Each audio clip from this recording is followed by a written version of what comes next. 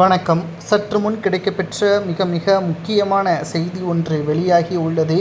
4வது நாள் சட்டப்பேரவை கூட்டத்தொடரில் எடப்பாடி பழனிசாமி அவர்களை அதிர வைக்கக்கூடிய வகையில் தேனி தொகுதியில் என்னவெல்லாம் கொண்டு வந்தால் மக்கள் சிறப்பாக இருப்பார்கள் என்பதை சுட்டிக்காட்டி ஓபிஎஸ் அவர்கள் பேசியுள்ள சம்பவம் தற்பொழுது அதிமுகவின் தலைவராக இவர் இருந்திருக்கலாம் என்ப செய்திகளை தற்பொழுது சபாநாயகரை மறைமுகமாக தெரிவித்திருப்பது அதிமுகவின் மற்ற எம்எல்ஏக்களுக்கு அதிர்ச்சியை ஏற்படுத்தியுள்ளது.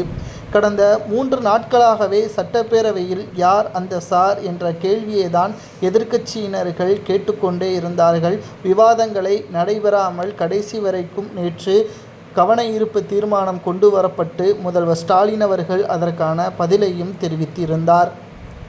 இன்று 4வது நாள் விவாதங்கள் நடைபெற்ற நிலையில் மக்களுக்கு தேவையான சரியான கொள்கைகளையும் சரியான மக்களுக்கு கொடுக்கக்கூடிய நிவாரணங்கள் சென்றடைகிறதா என்பதை சுட்டிக்காட்டும் விதமாக தங்களது தொகுதியில் என்னவெல்லாம் கொண்டு வரலாம், மற்ற தொகுதிகளில் எப்படியெல்லாம் வளர்ச்சியடைய வைக்கலாம், என்ன தேவை என்பதையும் ஓபிஎஸ் அவர்கள் தெள்ளத் தெளிவாக கூறியிருந்தார். இதற்கு முன்பாக அவர் முதல்வராகவும் நிதியமைச்சராகவும் இருந்துள்ளதும் குறிப்பிடத்தக்கது.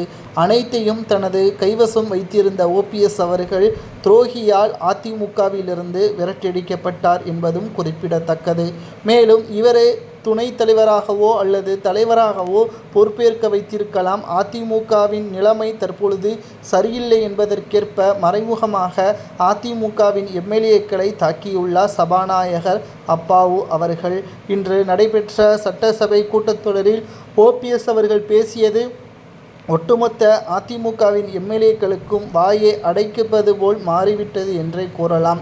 காரணம், அனைத்திந்திய அண்ணா திராவிட முன்னேற்றக் கழகம் வளர்ச்சி பாதையில்தான் கடந்த கால ஆட்சி அமைத்திருந்தது.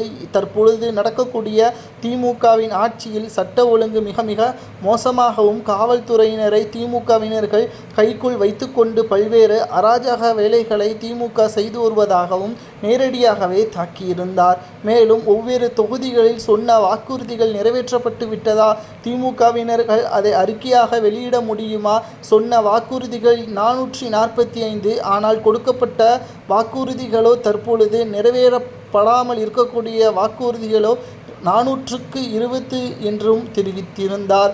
சுமார் 40 வாக்குறுதிகளை மட்டுமே முழுமையாக நிறைவேற்றியிருக்கிறது என்றும் திமுகவை மிக மோசமான அளவில் விமர்சனமும் செய்துள்ளார். எடப்பாடி செய்யக்கூடியதை ஓபிஎஸ் செய்திருப்பதால் சபாநாயகர் பாராட்டியும் பேசியுள்ளார்.